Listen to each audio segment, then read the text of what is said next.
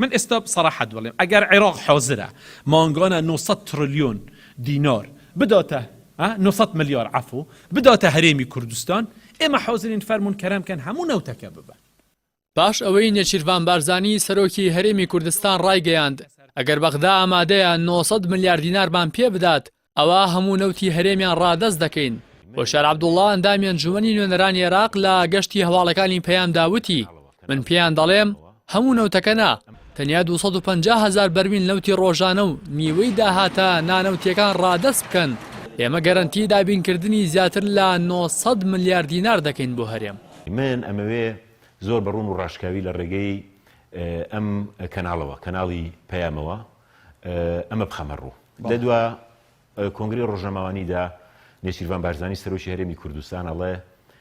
ئەگەر ئەمانە ئامادەن 900 ملیار دیناری ماگانە بن بە ئێمە فەرمون بێن هەموو نەوتەکە ببن. با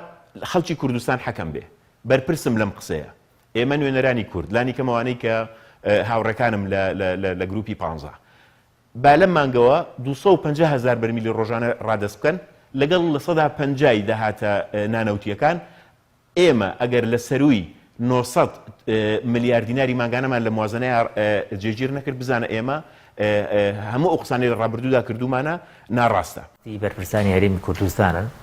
و بە تایبەتی سەرۆکی حکوومەت و هاوکات غالب محەممەد ئەندامی ئەنجومەنی نوێنەرانی عێراق لە بەرنامەی ئەمڕۆی کەناڵی پەیامدا ڕایگەیاند ئەگەر حکومەتی هەرێم لە ساڵی 2019 250,000 بەرمیل نەوت و نیوەی داهاتە فیدراڵیەکانی ڕادەست بکردایە ئەوە مانگانە بڕی 1 تریلیۆن و 200 ملیار دینار لە بەغداوە بۆ هەرێم دەهات کە بەشی تەواوی موچە و خزمەتگوزاری و دزی بەرپرسەکانیش دەکات. بۆ پێی لە ئێستادا موچەی تەواوی موچەخۆرانی هەرێم پێویستی بە 895 ملیار دینارە. لەبەرەوە لەو فەقرە هاتووە ئەڵێ تۆ 250,000 بەرمیل لەو تەسلیمکە نیوەی داهاتی مەرزەکان تەسلیمکە ئێمە زیاتر لە ملیارێ دۆلار بۆ ئەنێ ملیارێ دۆلار ئەکاتە تریلیۆنێک و 200 ملیار دینار با بێت موچەی فەرمانبەرانی هەرێم تقریبان 880 ملیارە لەوەش 320 میلیاری ئەمێنێتە 320 میلیار ئەمێنێت و ئەتوانن پرۆژەی پێ بکەن ئەتوانن قەرزیان بەسەرەوە بیدەنەوە لەگەڵ ئەوەشتا 250,000 بەرمیل نەوتی تریان ئەمێنێت و ئەتوان ئەگەر 50 لە سەتیش لەگەڵ کۆمپانیەکان شەریکمان بن 250,000 بەرمیلەکە دەن بە ئەوان و نیوەی داهاتی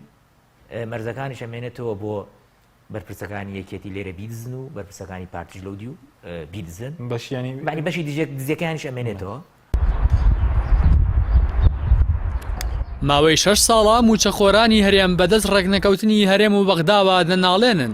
لە کاتێکدا بە پێی ئامارەکان بەرپرسانی هەرێم زیاتر لە 1 ملیار بەرمیل نەوتیان لە ماوەی 13 ساڵدا فرۆشتووە